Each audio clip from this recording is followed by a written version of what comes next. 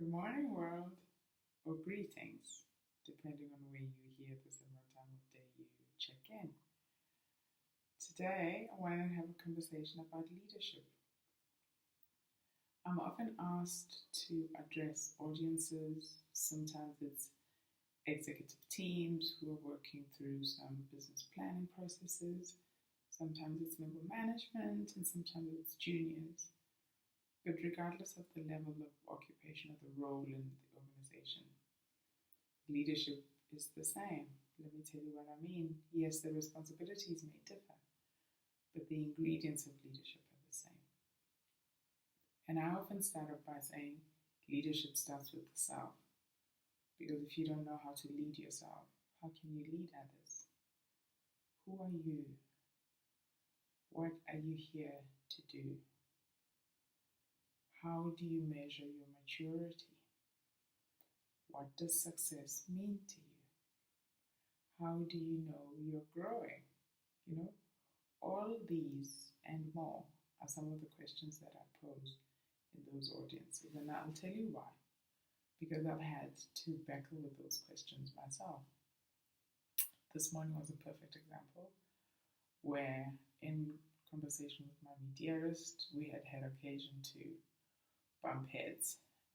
She had escalated something that was not an emergency, and as a consequence, I panicked because past experience and recent experience in our family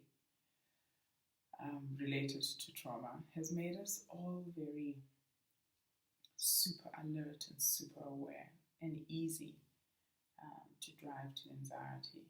So while she wanted help with just locating a friend that she couldn't find and elevated that to an emergency, when I received the message, I just thought of the worst. So this morning was a conversation because when we were discussing it, she had said to me, "Don't panic."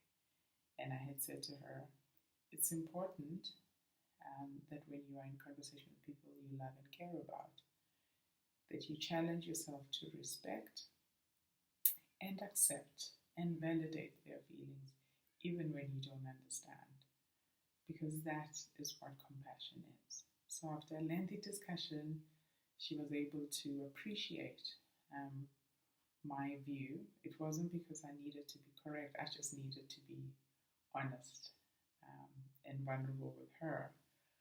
And after understanding what I meant, we then agreed what we both would list as an emergency and what we would list as important, so that I didn't panic and she didn't feel bad for making me panic. So I'm presenting that as an example to just say for myself how I measure my own growth and maturity is how I respond differently to the same stimulus. In the past, the conversation that I've just narrated would have ended badly. There would have been banging of phones and silence over 2 or even 3 weeks. And those silences are time lost, right? Because time is an unrenewable commodity. So I'm encouraging you, wherever you are, to have conversations with yourself. There is no way you can lead others until and unless you can lead yourself. So what path are you on? What choices are you making every day to keep yourself on that path? And more importantly, what are you learning about yourself? What do you see when you look in the mirror?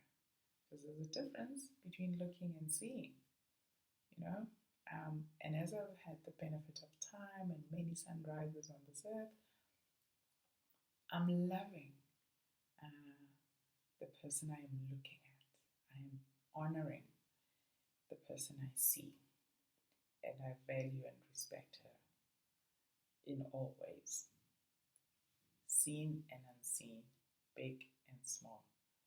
So as you contemplate over the next couple of days about this piece that I've shared on leadership, I wish you as always courage and clarity. And we'll meet right here again. And until then, namaste.